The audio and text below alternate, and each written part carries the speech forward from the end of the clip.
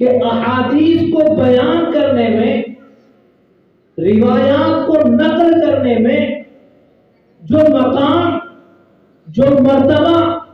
جو فضیلت اللہ نے ابو ہریرہ رضی اللہ تعالیٰ عنہ کو عطا فرمائی ہے، وہ بڑے سے بڑے صحابی رسول کو حاصل نہیں ہو سکی۔ تقریباً 6000 سے زیادہ وہ جناب رسول اللہ صلی اللہ تعالی علیہ وسلم کی مبارک اور مقدس زبان سے نکلنے والے کلمات اور الفاظ کو محفوظ کر کے امت تک پہنچانے والے اور بیان کرنے والے ہیں۔ حضرت ابو ہریرہ رضی اللہ تعالیٰ عنہ بیان کرتے ہیں کہ صحابہ کا مجمع ہے، پیغمبر علیہ الصلوۃ والسلام تشریف فرما ہے اور صحابہ کی بڑی جماعت آپ کے سامنے موجود ہے۔ نبی کریم علیہ الصلوۃ والسلام حضرات صحابہ کی مجمع سے خطاب کرتے ہوئے، ان کو مخاطب کرتے ہوئے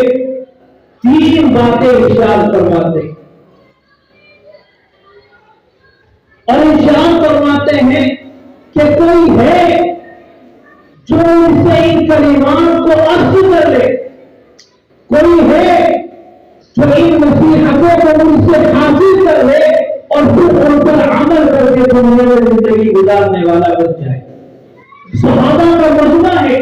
پیغمبر علیہ الصلوۃ والسلام صحابہ سے خطاب کر رہے ہیں، صحابہ کے درمیان بیان کر رہے ہیں کہ کوئی ہے جو ان سے ان 3 باتوں کو اخذ کر لے،